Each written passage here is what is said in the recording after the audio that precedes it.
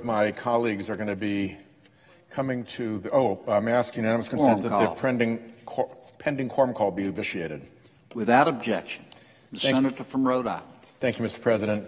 A number of my colleagues will be coming to the floor this afternoon to discuss the predicament that we face as the Mueller investigation, the Special Counsel investigation of the Department of Justice, closes in on the Trump White House and the Trump campaign, creating two problems.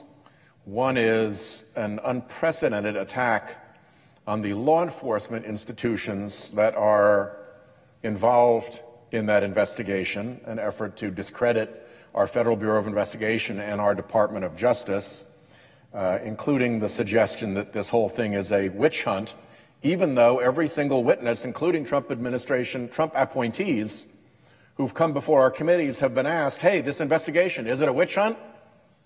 Have to a person said no. Russian interference was real. They're coming back in 2018, and it is no witch hunt to look into what took place. So you've got this whole smear effort going on at individuals and institutions involved in the institution. You could call that the crime of commission, if you would.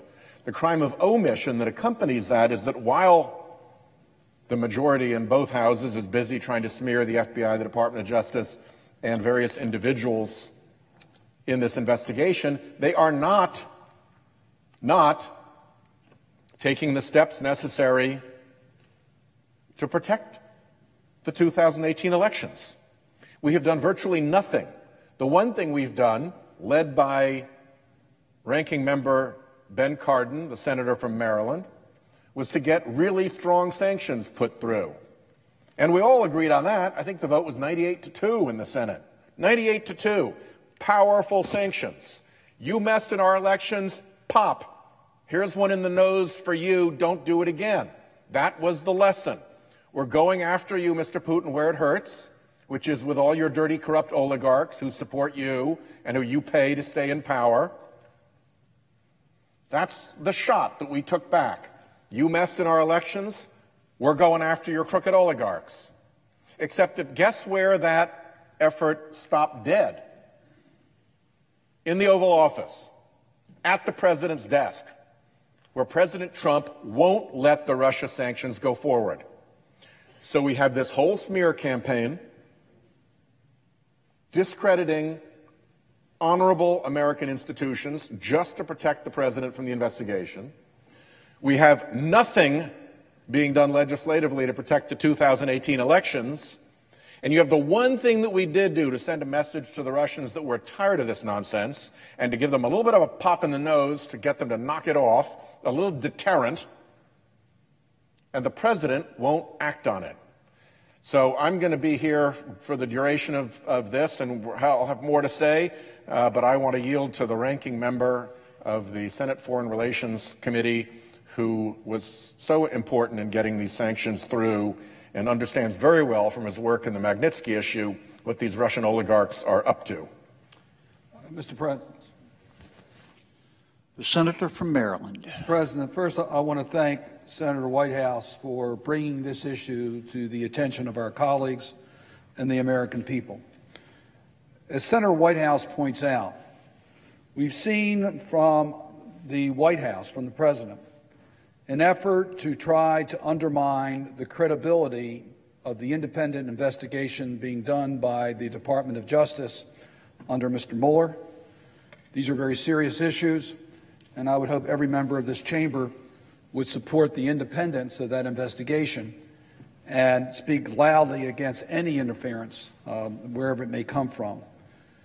But then Senator Whitehouse has brought up the second issue, and that is that Mr. Putin has been extremely active in regards to activities against U.S. interests. And I appreciate Senator Whitehouse referencing a report that I authored released on January the 10th of this year.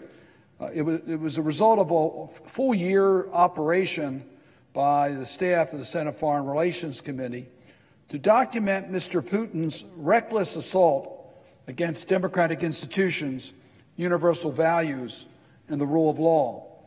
The asymmetric arsenal that he uses to accomplish that attack against democratic institutions, which includes cyber attacks, disinformation, support for fringe political groups, weaponization of energy resources, organized crime, corruption, and yes, military aggression. He has used every one of those tools to compromise democratic institutions in Europe and yes, in the United States. Mr. Putin was extremely active in the 2016 election. That has now been verified without any question. And the report that I authored goes through 19 European countries in which Mr. Putin has been active against democratic institutions. I might share with my colleagues that the president of the OSCE Parliamentary Assembly was in town today. He's meeting with government officials. He knows firsthand Mr. Putin's aggression, because there are Russian troops in Georgia today affecting its sovereignty, as there are Russian troops in Moldova, as there are Russian troops in Ukraine. The people of Montenegro saw the hand of Mr. Putin when he helped a coup against their authority. The people of the United Kingdom saw Mr. Putin's efforts as he got involved in the Brexit referendum. The people of France and Germany saw Mr. Putin's aggression as he tried to interfere with their free elections. Countries have stepped up. They've said enough's enough. And we've seen with strong leadership that you can counter the activities successfully of what Russia is trying to do. The right mixture of political will, of defense and deterrence can work. And yes, as Senator Whitehouse pointed out, we in Congress acted. We recognized the threat of Russia.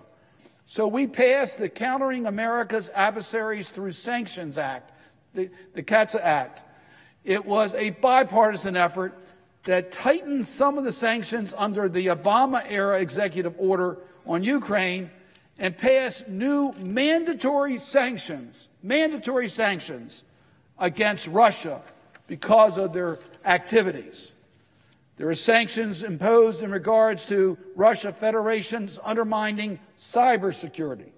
There were sanctions related to Russia's crude oil products. There were sanctions authorized with respect to Russia and other foreign financial institutions. There were sanctions imposed against Russia for significant corruption in the Russian Federation. Sanctions with respect to certain transactions with foreign sanction evaders and serious human rights abusers in the Russian Federation. Mandatory sanctions with respect to persons engaging in transactions with the intelligence and defense sector of the government of the Russian Federation. Why? Because they were interfering in our elections. Sanctions with respect to investments in or facilitating the privatization of state-owned assets by the Russian Federation. Why? Because that helped finance Mr. Putin's activities. Russia with sanctions with respect to the transfer of arms and related material to Syria. Each one of those sections imposed new authority to the President of the United States to impose sanctions against Russia for their activities. I said earlier, where countries have shown leadership, it has been effective in countering Mr. Putin's activities. President Trump, no sanctions, not one, has been brought forward under the law passed by the Congress of the United States. By 98.9% of the members of the House and Senate, we approved the sanctions. The Trump administration has imposed zero. Mr. Trump's failed to acknowledge that Mr. Putin's even been engaged in our 2016 elections. He says, I talked to Mr. Putin. He seems like he's telling me the truth when he said he wasn't involved, even though it is the unanimous view of our intelligence community, and the facts have now been very clearly laid out to the American people that Mr. Putin was actively engaged in the 2016 elections. And yes, we've seen very recently Russia's engagement in the Czech election. We've seen this movie before. The candidate advocating for stronger ties to European institutions was targeted by a barrage of fake news stories that spread across online platforms, which he alleges were directed by Russian security services and entities tied to them. A direct assault against the Czech Republic's democratic institutions. And as Senator Whitehouse pointed out, Michael Pompeo, when asked in an interview if Russia would try to influence the midterm elections in the United States, our CIA director replied, and I quote, "Of course, I have every expectation that they will continue to try to do that." So where is the Trump administration in taking action to protect our democratic institutions? Mr. President, this is not a partisan issue. There's a long tradition in Congress of Republicans and Democrats working together to counter Russia government aggression abroad and abuse against its own citizens, our allies and democratic institutions. The sanction bill passed in 2017 was with near unanimous support. It was crafted and developed through Democrats and Republicans working together. The strength and durability of our political system relies on such bipartisan solutions to our national security challenges. I hope that the recommendations that were in the report I referred to earlier, and there's a series of recommendations, from working with our allies to develop counter cybersecurity issues to working in NATO to understand what the Article 5 response should be to cyber attacks, to making alternative ways to remove the impact of Russia using energy as a weapon. There are numerous, but it starts with presidential leadership. We must take care to point out that there is a distinction between Mr. Putin's corrupt regime and the people of Russia, who have been some of his most frequent and long-suffering victims. Many Russian citizens, like Sergei Magnitsky, strive for a transparent, accountable government that operates under the democratic rule of law. And we hope for better relations in the future with a Russia government that reflects these imperatives. In the meantime, the United States must work with our allies to build defenses against Mr. Putin's asymmetric arsenal and strengthen our international norms and values to deter such behavior by Russia or any other country. It starts with the leadership from the White House. It starts with imposing the sanctions that were approved by Congress. Mr. President. Senator from Florida.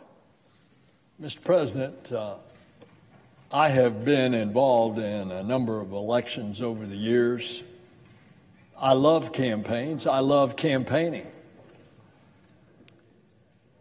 I've always campaigned in a situation where you have your opponent and the people have a chance to make a judgment between you and your opponent as to who can best serve the people. Little did I ever think that I was going to have to fight against the Russians in a campaign.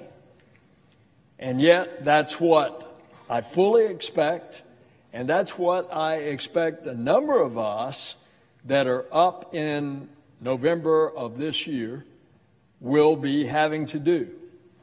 Because in the midst of all the disinformation that we've seen that the Russians are very good at, all of the fake accounts on Twitter and Facebook, the internet trolls, the botnets, it's critically important that the American people understand this is a fundamental attempt of Russia to influence our very democratic institutions and our critical infrastructure, and our elections, indeed, are a part of that critical infrastructure.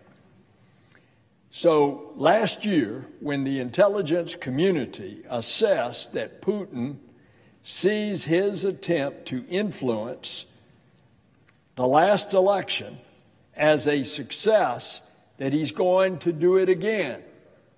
That's what the intelligence community's conclusion was. Just last week, the director of the CIA said, just last week, that he had every expectation that Russia will meddle in the 2018 midterm elections. So as the senator from Maryland just said, as the senator from Rhode Island has already said, this isn't a partisan issue. It could happen to both sides. Attempts to influence our elections are attacks on the very foundation of the democracy that we so cherish. That's really what the Russians are trying to do. They're trying to divide us. They're trying to undermine faith in our democratic institutions. And ultimately, they're trying to undermine American leadership in the world community of nations. And the bottom line is we've got to do more to protect ourselves, and we've got to make Mr. Putin feel enough pain to deter future attacks, or else he's going to keep doing it. Now, this senator has the privilege of being the ranking member of the Cyber Subcommittee of the Armed Services Committee. And I must say that this senator has sat through hearings with people who ought to know, and I have been appalled at how little we will or have the capability of responding. It's going to take some resolve. It's going to take some resolve not only in this Senate, in this Congress, but in this administration as well, to let Mr. Putin know that he's going to have pain if he does the continuing attacks that he's already done. And of course, there's another aspect to this threat, and that is that Russia just isn't attacking our democracy in America, as has been stated so effectively by previous speakers. He's in Europe, he's in Latin America too. So look at what the Russians have done in the Spanish language propaganda television. RT, there's an RT in Espanol. It's already targeted upcoming elections in Mexico and Colombia, two of our important partners in the hemisphere. And the president's national security advisor, General McMaster, he said recently that there was already evidence of Russian meddling in Mexico. And of course, this points to the Russian effort to destabilize the region.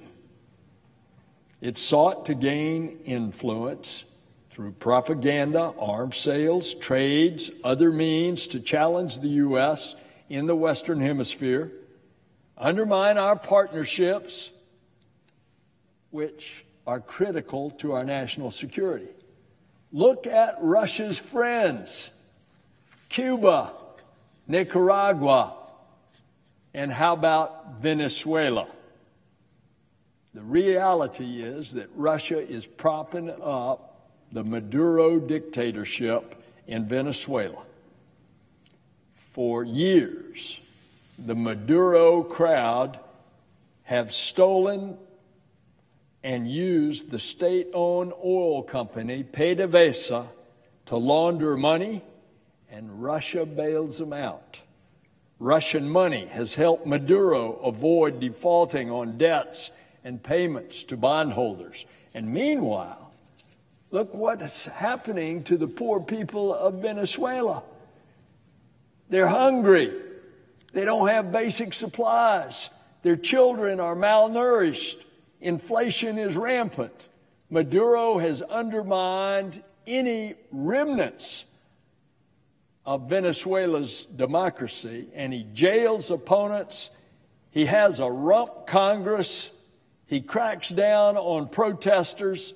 It's all a part of the Russian influence campaign. So as you can see, countering Russian influence is critical for the United States and for the world. And it's also important to remember, Putin can't beat us on the ground. He can't beat us on the sea. He can't beat us under the sea. He can't beat us in the air. And he can't beat us in space. but he can beat us in cyber and his propaganda campaign.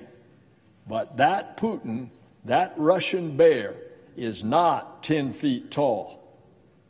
As a former Secretary of State just testified last week to our Armed Services Committee, Putin is playing a weak hand, but he's playing it very aggressively.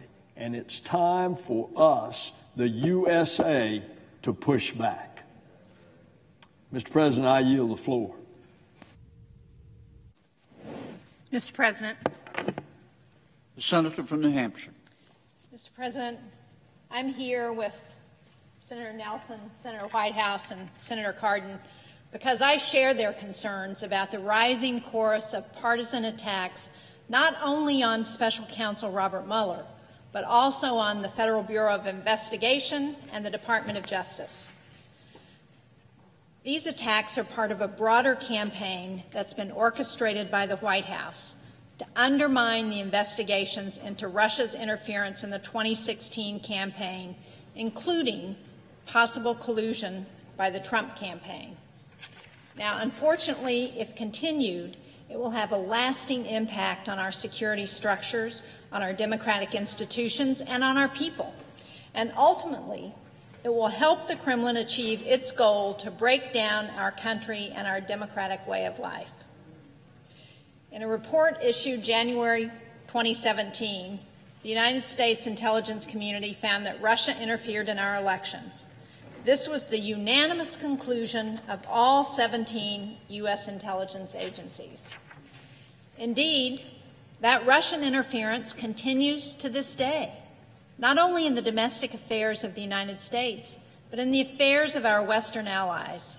We've seen the Kremlin's hand in Great Britain, in Spain, in France, and in Mexico, all in an effort to determine the outcome and disrupt elections in those countries.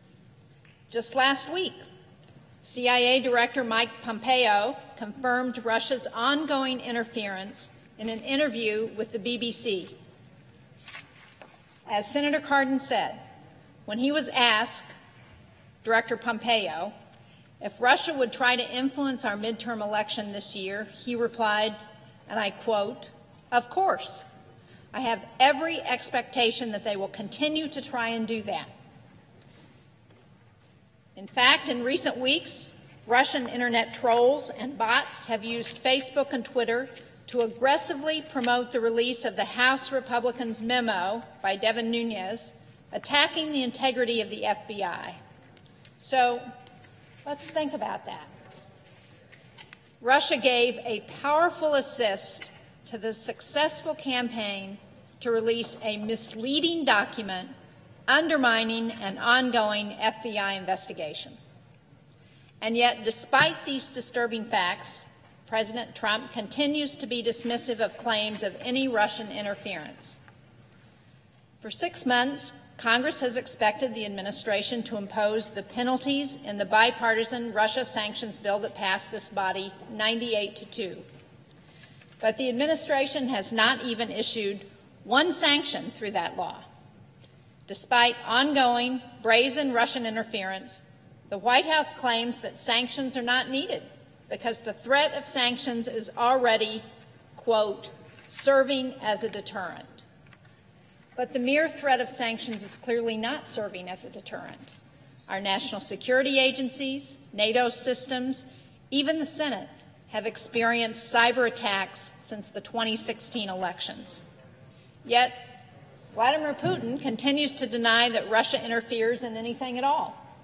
And for support, the President Putin can point to President Trump's own denials of Russian interference. Now, President Trump has a penchant for labeling factual reports as fake news.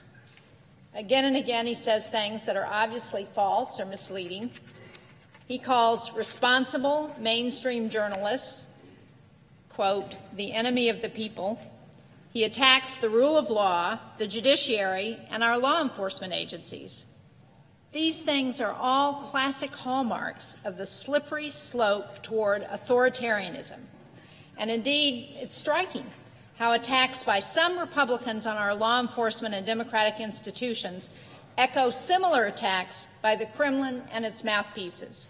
So consider these side-by-side comparisons of statements by Russian officials and statements by Republicans. So as we see in this tweet, which is dated January 2nd, 2018, President Trump has described U.S. government employees and the Justice Department as the deep state. At the same time, Russia's propaganda network, RT, has repeated this terminology. So we see deep state takedown. Just yesterday, RT aired a discussion focusing on how to root out the deep state now that its biases supposedly have been exposed by the Nunes Memo. So in the next one, again, we see these mirror messages between the Republicans, the White House, and Putin. As we see in this panel, allegations that Special Counsel Mueller and the FBI are conducting a, quote, witch hunt are coming from the highest levels of both the American and Russian governments. So we see Reuters has repeated a line from RIA, which is Russia's state television, saying U.S. scandal over Russia contacts is a witch hunt. That sentiment was repeated by Representative Andy Biggs, who calls a Republican who's calling on Mr. Mueller to end the witch hunt, and of course was tweeted by Donald Trump, who called it all of the illegal leaks of classified and other information as a total witch hunt. And then in panel 3, we see that both Vladimir Putin and President Trump claim that there is no way to know for sure who meddled in the U.S. election. We can see the two of them. They blame Democrats for allegations of Russian meddling. Putin said, and again, looking at similar language, Putin said maybe somebody lying in bed was responsible. So repeating that, and it repeated what President Trump famously said when he said it could be someone sitting on their bed that weighs 400 pounds. Well, no. It's unfortunate that some Republicans, as well as voices in the conservative media, appear to believe that in order to support the president, they must attack and discredit not only Special Counsel Mueller, but also the Department of Justice and the FBI. These partisan attacks are baseless and reckless, and they will not succeed in deflecting law enforcement from its duties and mission. But what they may do, they may well succeed in undermining the American people's faith and confidence in these institutions so vital to a healthy democracy. And that's not only unfortunate, it's shameful. Last summer, members of Congress came together on an overwhelmingly bipartisan basis to impose sanctions on Russia because people here believed that they were interfering in our elections. Republicans and Democrats spoke with one voice. We said our country has been attacked by a hostile power. We will not tolerate it, and we will stand together to stop it. Today, it's critical that we continue to speak with one voice in condemning Russia's interference. This is a really remarkable moment in our country's history. A hostile foreign power has interfered in our presidential election, and it continues to interfere. CIA Director Pompeo said in no uncertain terms that Russia will interfere in this year's midterm elections. Our law enforcement agencies and a special counsel are working diligently to uncover the scope and methods of Russia's interference so that we can put a stop to it. And supporting these efforts isn't about party. It's not about partisanship. It's about patriotism. It's about defending America's democracy, which has been attacked and continues to be vulnerable to attack. Make no mistake, our democracy is being tested. Our law enforcement agencies are being tested. And we as senators are being tested. we have a responsibility to come together, senators of both parties, to defend the independence of the Justice Department and the FBI. We must insist that Special Counsel Mueller be allowed to conduct and complete his investigation without further political interference. And we must stand together in opposing Russia's outrageous continuing interference in America's elections and domestic affairs. Thank you, Mr. President. I yield the floor. Mr. President. The senator from Washington. Thank you, Mr. President. I want to commend my colleagues who are sounding the alarm about Russia's interference in U.S. elections and who have worked tirelessly for months on their respective committees to get the answers that Americans deserve and give the confidence Americans need to know their government is committed to preventing such interference from ever happening again.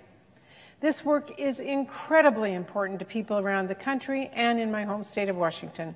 I have heard from countless people who deeply love this country, but fear for its institutions and are concerned about the integrity of its elections. Because here are the facts.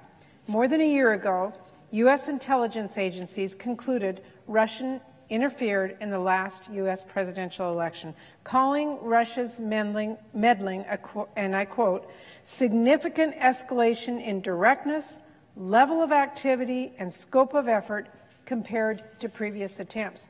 And that's not my opinion. It's not a partisan statement. It's a fact. Even more troubling, they're already back at it.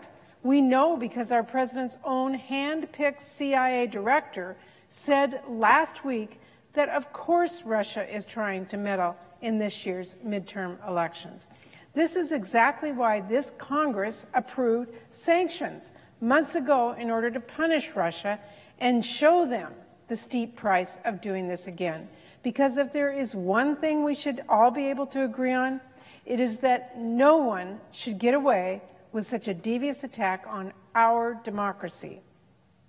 But somehow, while the public is demanding action, the White House has gone silent, refusing to implement the sanctions for reasons President Trump can't or won't explain. The same president who has no problem speaking and tweeting on any other topic under the sun clams up when it comes to Russia, or he tries to change the subject, or he launches a political attack. The same president who promised to put America first has failed to live up to the most basic duty of defending our elections and enforcing congressional actions to punish Russian meddling. The same president who promised law and order has been lashing out against a special counsel investigation with a campaign to discredit our agencies of law and order by criticizing the men and women of our nation's top law enforcement agencies, firing or threatening to fire those who stand up to him, and sowing doubt about the media that dares report the facts.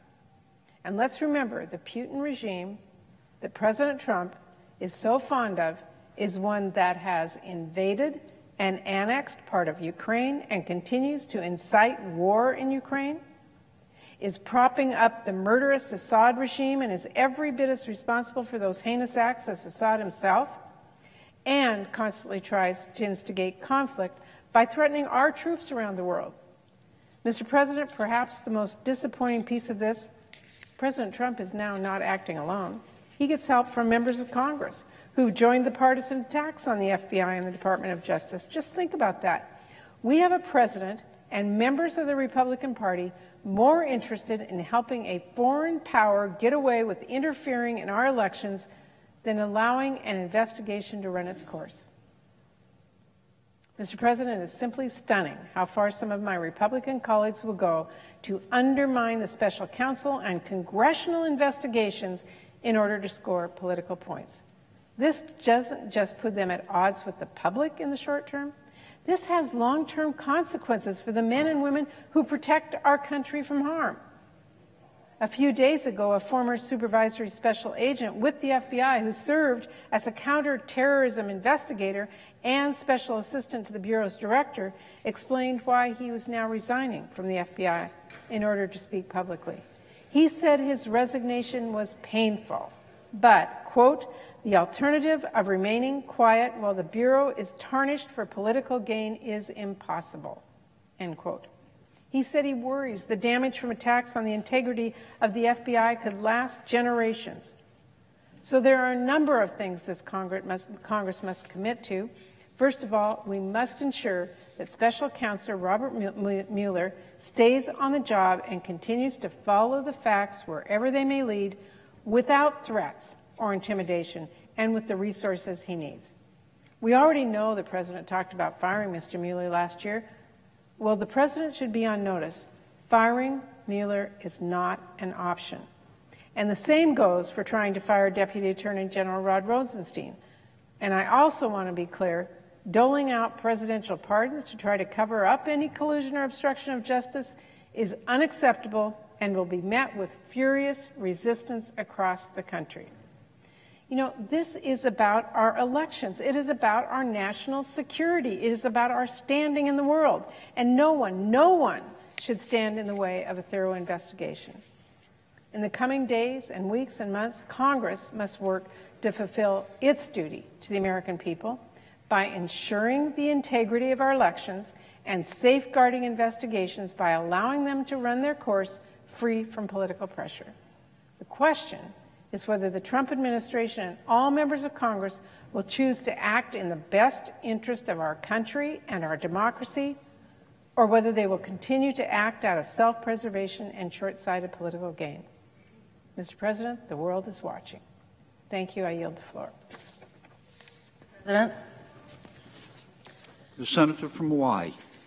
Mr. President, I rise today to denounce, this is a strong word, but an appropriate word, to denounce the ongoing Republican effort to undermine the public's faith in important institutions, all to protect Donald Trump from the Russia investigation.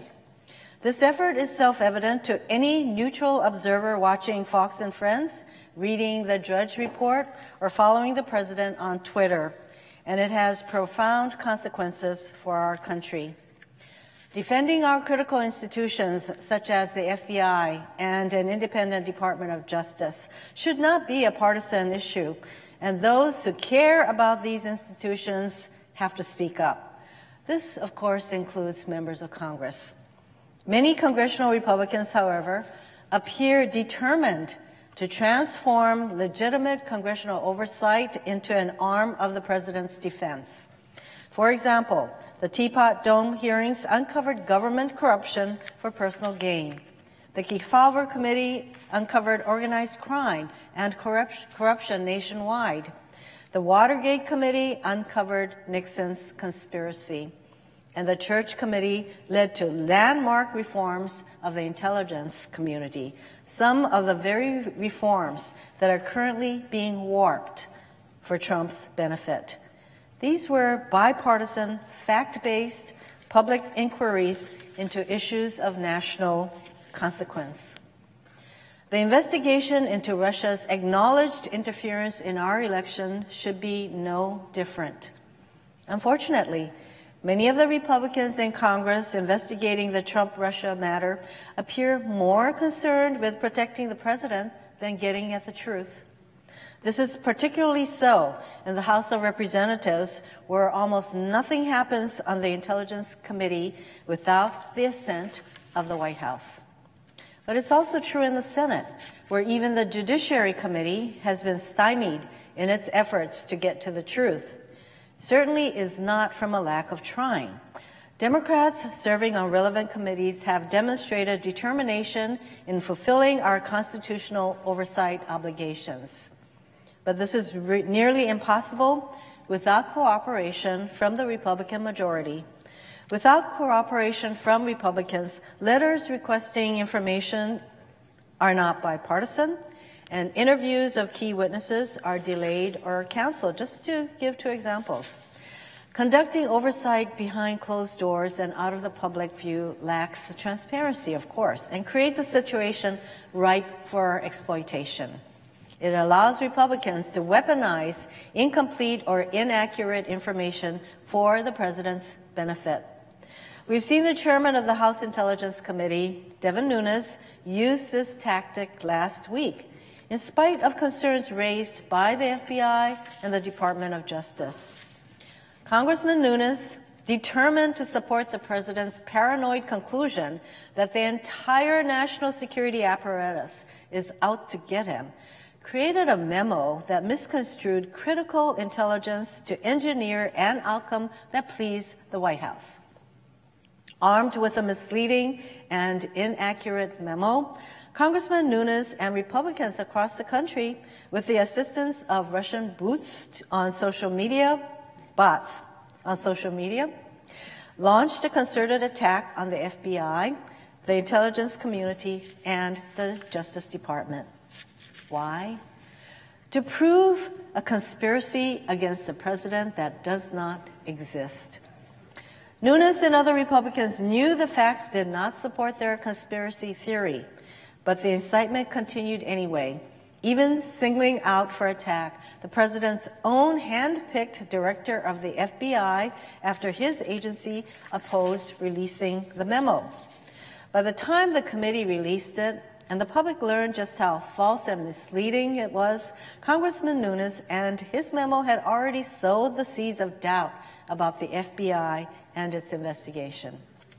The president rewarded Congressman Nunes yesterday by tweeting, and I quote, "Devin Nunes, a man of tremendous courage and grit, may someday be recognized as a great American hero for what he has exposed and what he has had to endure," end quote. I think history will conclude otherwise. Just as the president has praised the Nunes attacks on the FBI and the Justice Department, he has certainly been doing his part to undermine these institutions.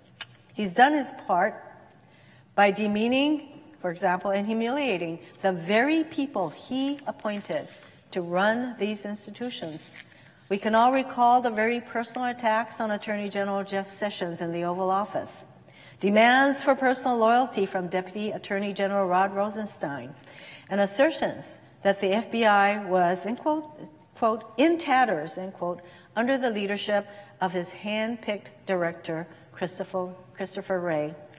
And we can all appreciate the irony of Donald Trump's personal attacks against Special Counsel Robert Mueller, whom the president interviewed and seriously considered for a return to his old job as the director of the FBI.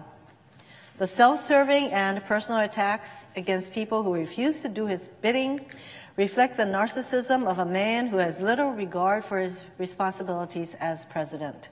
Sadly, for President Trump, it's all about him, every time, all the time. By attacking the Justice Department and the FBI, the president is attempting to discredit the Russia investigation and protect himself and his family. His words and actions are intended to undermine public confidence in the FBI and the Justice Department for his benefit in the here and now. He does not seem to care about the long-term consequences of eroding public confidence in two critical institutions charged with keeping us safe and protecting our rights. Through all the obfuscation and negative personal attacks, a clear pattern has emerged. The president and his Republican allies will do whatever they can to discredit the Mueller Russia investigation without regard or respect for the collateral damage caused.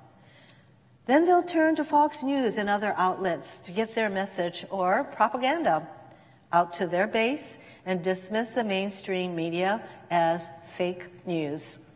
Sadly for our country, it is a strategy that can win, that can work.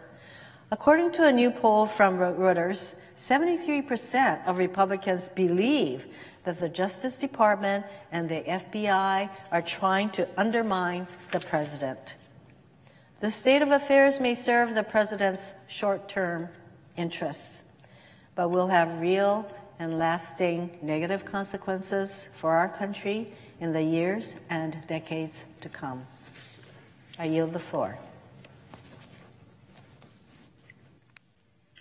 President. Senator from Oregon. Thank you, Mr. President. I also want to thank my colleague from Hawaii for a very eloquent statement, and so appreciate her leadership. We miss her on the Intelligence Committee. And I also want to express my appreciation to the organizers of this effort, Senator Whitehouse and Senator Blumenthal, who have been tenacious in pursuing these issues, both of them on the Judiciary Committee, and I serve on the Intelligence Committee. Mr. President, it is quite obvious what has been going on in the last few weeks. The President, the Chairman of the House Intelligence Committee, and others are working hard to get the American people to just forget that our country is in the middle of an ongoing national security crisis. Russia has attacked our democracy. Russia has intervened in our election. And there is every reason to believe that they're just going to keep doing it. In the year since the assessment I've mentioned was conducted by the intelligence community, virtually everyone has come to see it this way. Donald Trump obviously disagrees. The only change has been the extent to which Donald Trump's protectors are willing to just go out and throw dust in the air to prevent America from focusing on this direct threat to the people of this country and our very system of government. The Congress has to get to the bottom of what has been done to our democracy. But the fact is, the Senate has been stonewalled, particularly when it comes to the crucial issues of following the money. It began when Donald Trump refused to do what every other presidential candidate has done now for 4 decades, and that is release his tax returns. And it continues on other fronts. I've repeatedly asked the Secretary of Treasury to provide the Senate Finance Committee with documents, Treasury Department documents, that would allow investigators to follow the money between Russia, Donald Trump, and his associates. The committee has been given nothing. Secretary Mnuchin has simply refused to cooperate with congressional oversight conducted by members of the committee that has direct jurisdiction over his agency. So the question is really, Mr. President, what are you hiding? What is in those tax returns and those financial documents that you don't want revealed? What would be so damaging?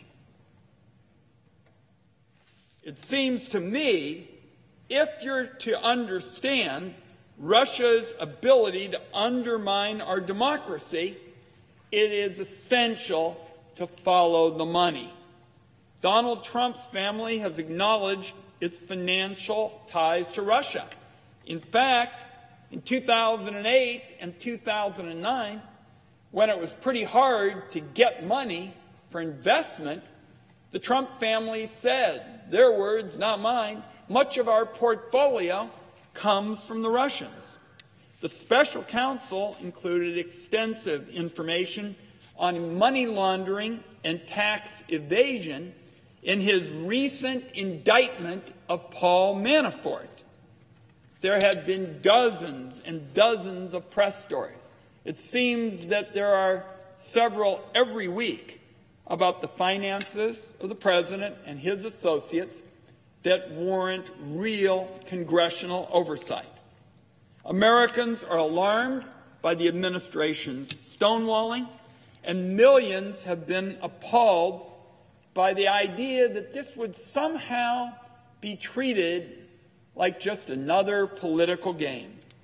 Those who abuse the classification system to put out a laughable partisan memo that doesn't stand up to scrutiny apparently are willing to do it just to protect the president at any cost. The cost is our national security. The cost is our democracy. No matter how much the president and his protectors in Congress try to change this subject, we are not, on the floor of this Senate, going to lose sight of what is really at stake. Mr. President, I yield the floor.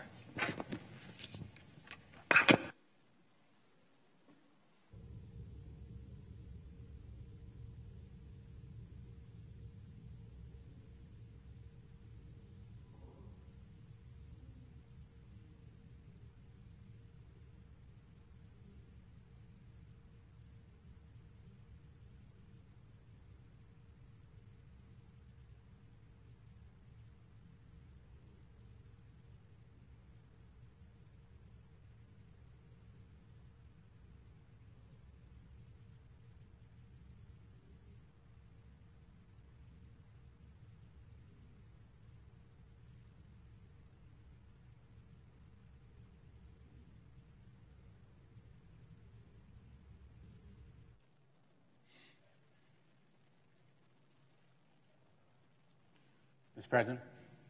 The senator from Connecticut. Thank you, Mr. President. I'm honored to follow my colleagues here today and to be followed by my great friend and colleague, Senator Whitehouse, who has been a wonderful partner in this effort and has helped to organize today's colloquy, and I will be yielding to him shortly. I think the American people are asking a common sense question. What is the president trying to hide? What do the Russians have on Donald Trump? The intelligence community unanimously says the Russians attacked our democracy by interfering in the 2016 election. The only one who has any doubt about it, in fact, the only public official who has the temerity to deny it, is the President of the United States. And so the question is, why? That is the elephant in this chamber. That is the question that the American people demand that we answer in our investigation into obstruction of justice through the Judiciary Committee, and that the Special Counsel will be answering in his investigation into collusion between the Russians and the Trump campaign and subsequent obstruction of justice. Some of this investigation involves past events and actions by the president and others. But in fact, what's happening daily, in real time, is evidence of obstruction of justice. It's as though we were watching a case in court unfolding before our eyes. All we lack is the marshaling of this evidence and the closing argument. I intend in a subsequent speech to go into great detail on that obstruction case. From what we know now through the public record, there is a lot more that the Special Counsel knows in his investigation, and he will be making use of it, both classified and unclassified sources. But we know now, irrefutably and undeniably, that there is a credible case of obstruction of justice against the President of the United States. It is credible and in many ways powerful and compelling. President Trump, in fact, has endeavored mightily to stop all of these investigations into Russian meddling into the 2016 election and his connections to it. Obstruction of justice is a serious crime consisting essentially of two elements. One, to interfere with a lawful investigation, and number two, that interference has to be done with corrupt intent. Corrupt intent means any improper purpose. So it doesn't matter that the president, for example, had the right to fire Jim Comey or to say one thing or another. The question is why he did it. And there can be circumstantial evidence of that corrupt intent in what he says and does, as well as direct quotation. If it was to stop or influence an investigation, that is corrupt intent, and that's enough for obstruction of justice.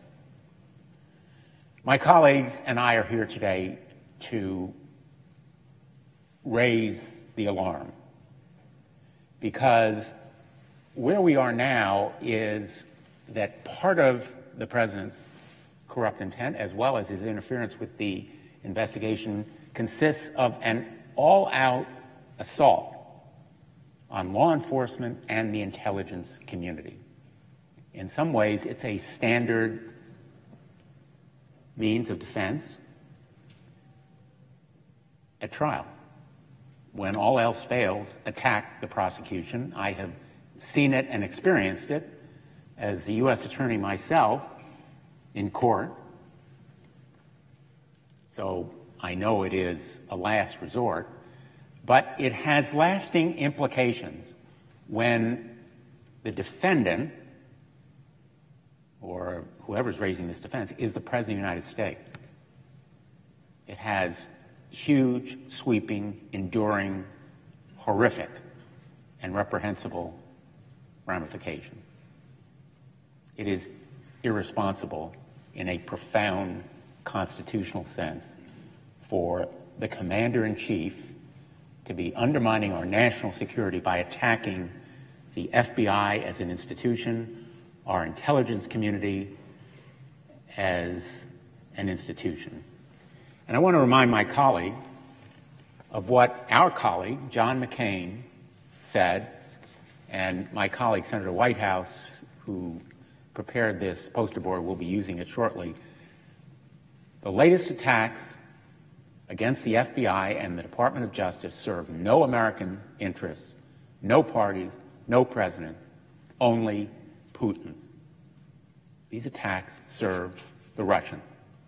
They do not serve Americans' national security because they are done with the purpose to obstruct justice. They are the latest in a series of irresponsible and reprehensible actions, which began in the first days of this administration in January 2017.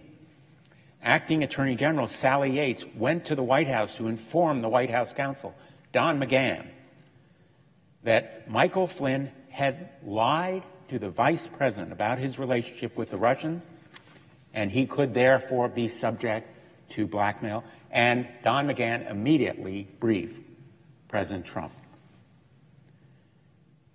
But the White House failed to react in the way that a responsible president would. Soon after it was revealed that the FBI was doing an investigation into Russian meddling, Trump asked FBI Director James Comey for his loyalty. In effect, he asked for a loyalty pledge from the director of the Federal Bureau of Investigation, and he cornered Comey privately and said that he hoped Comey would let Flynn go, referring to the FBI's investigation into Michael Flynn. Trump called Comey and told him he wanted him to lift the cloud of the Russian investigation over his presidency. He then called for the firing of Andrew McCabe, a potential corroborating witness for Comey's conversations with Trump. He asked the Director of National Intelligence, Coates, and CIA Director Mike Pompeo and Mike Rogers to publicly state he was not under investigation. And when Comey refused to bend to this pressure, he fired Comey and misstated the reason for that firing. He lied about it, claiming it was because of Comey's supposed handling of the Clinton email investigation, although he later admitted in an interview with NBC News, Lester Holt, that the firing was, quote, because of this Russia thing, and he bragged to Russian officials in the White House that Comey's firing had, quote, taken off, end quote, the, quote, great pressure, end quote, of the Russia investigation. But that did not make the Russia investigation go away because of the appointment of Special Counsel Robert Mueller, and he berated his Attorney General, Jeff Sessions, for recusing himself from the Special Counsel's investigation because he knew Sessions could have stopped it. He berated Jeff Sessions and privately ranted about him.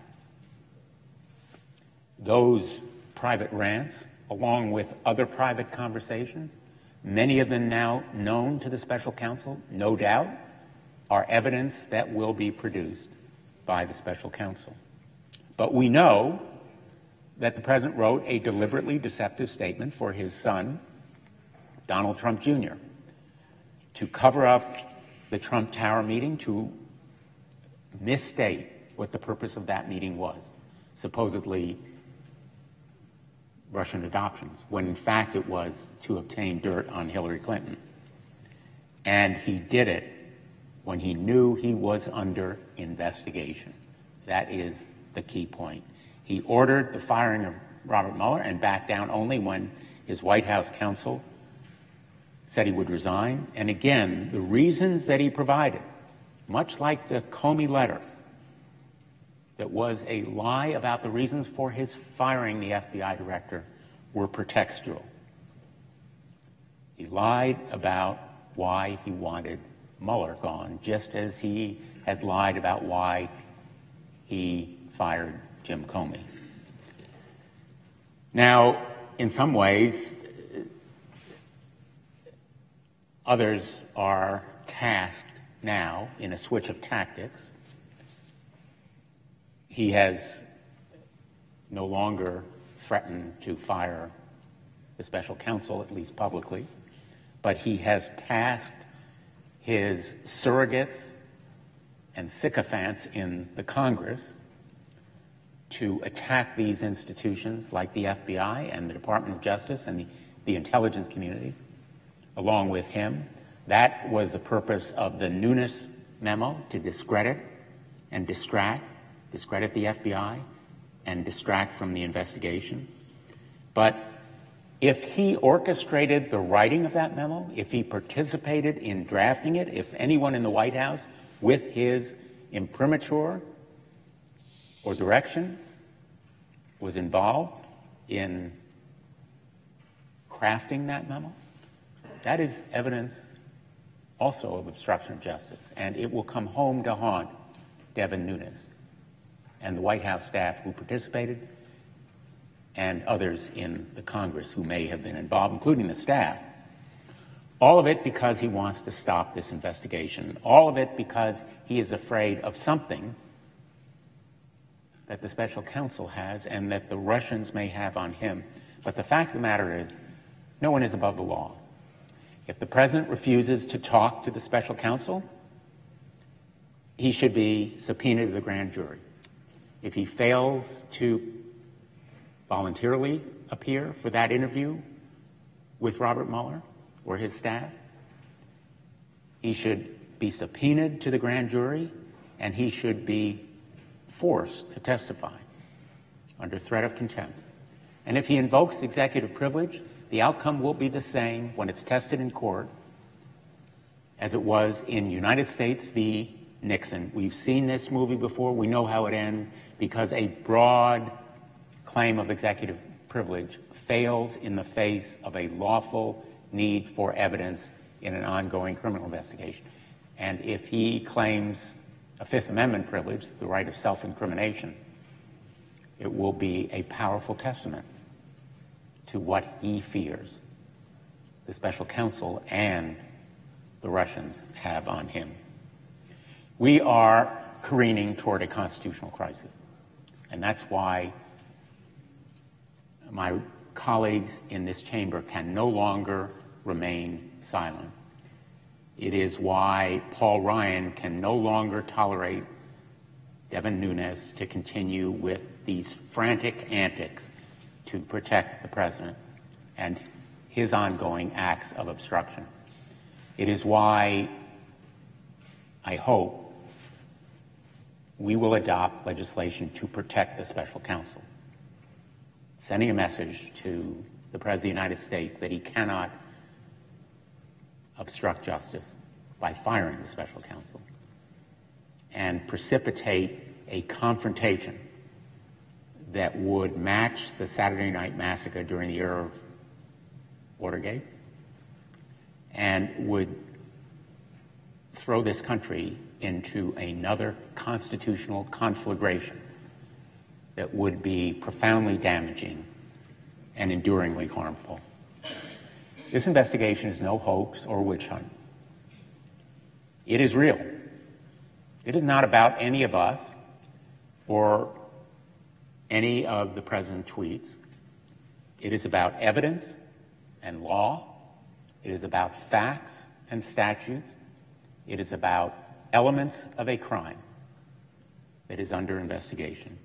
And the American people deserve to know the truth, which is why we must have public hearings in the Judiciary Committee, and we must have subpoenas for documents and witnesses, and why we need to move in the Judiciary Committee with special counsel legislation that will offer protection and a guarantee to the American people that they will know the truth and that the rule of law will be protected. No one is above the rule of law. Thank you, Mr. President. And I yield the floor to my friend and colleague, Senator Whitehouse. President. Senator from Rhode Island. Mr. President, indisputably, Vladimir Putin conducted a broadly based attack on American democracy and its most important institutions. Tragically, Putin's broadly based attack on American democracy and our institutions is echoed by President Trump's attack on American democracy and our most important institutions. And tragically or pathetically, I don't know which to say, that attack is echoed by a broad Republican attack on American democracy and institutions. We can and should take steps to defend our American democracy. They're not terribly complicated. One, stop attacking our own institutions. We can start there. We are doing Putin's work when we attack our own institutions. Two, step up to protect our own elections.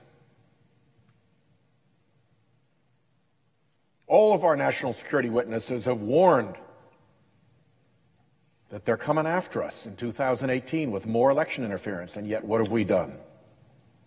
Three, stop sheltering Putin and his oligarchs from consequences. We passed sanctions against Russian oligarchs and Putin and Russia for this very messing around in our elections. Through the Senate, 98-2. The effective date of them has run, and yet the president won't enforce them.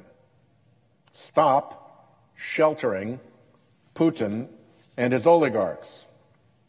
Fourth, clean up the dark channels of foreign influence and corruption. We know what they are because we've seen this play out in European countries, in former Soviet Union countries.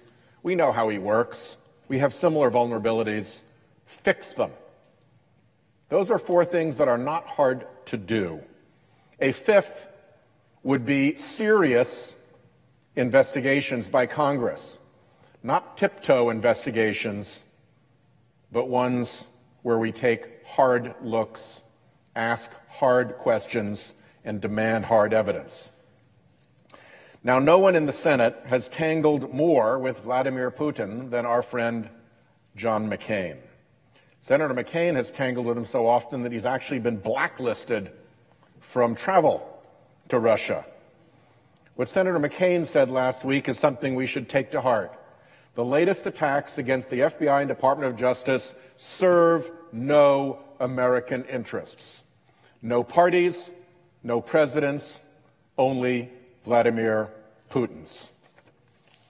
He also said this: our nation's elected officials, including the president, must stop looking at this investigation through the lens of politics and manufacturing political sideshows. Instead, Mr. President, we need to be looking at this situation through the lens of our national security. And here's what America's national security professionals tell us. First, they concluded, not yet, Russian President Vladimir Putin ordered an influence campaign in 2016 aimed at the U.S. presidential election. That's a quote. I'll continue. Russia's goals were to undermine public faith in the U.S. democratic process, denigrate Secretary Clinton, and harm her electability and potential presidency. They concluded, we further assess Putin and the Russian government developed a clear preference for President-elect Trump. We went on with this important conclusion in the January 2017 intelligence community assessment. We assess Moscow will apply lessons learned from its Putin-ordered campaign aimed at the U.S. presidential election to future influence efforts worldwide, including against U.S. allies and their election processes. Mr. President, we know they're coming. We have been warned by Trump's own appointees that they are coming. And yet, we do nothing. Nada. As Putin would say, nichivo. Well, right now, that leaves Congress complicit. But it doesn't have to be this way, and it ought not be this way. It is not too late to defend our democracy and to teach Russia and the world some different lessons about who we are. What are the things we could do? Well, we could defend our democracy from Russian political influence. Let's take legislative action to secure election infrastructure, improve our cybersecurity, counter and blunt Russian propaganda, and keep foreign money out of our politics. That oughtn't to be too hard to ask. Let's defend our democracy from future foreign Russian and foreign meddling. Let's insist on the implementation and enforcement of the sanctions against Russia. We passed them 98-2 for a reason. Why is President Trump sheltering Putin and the oligarchs from that punch? Let's insist on the message being delivered that we don't tolerate this behavior and we will deter it with serious sanctions.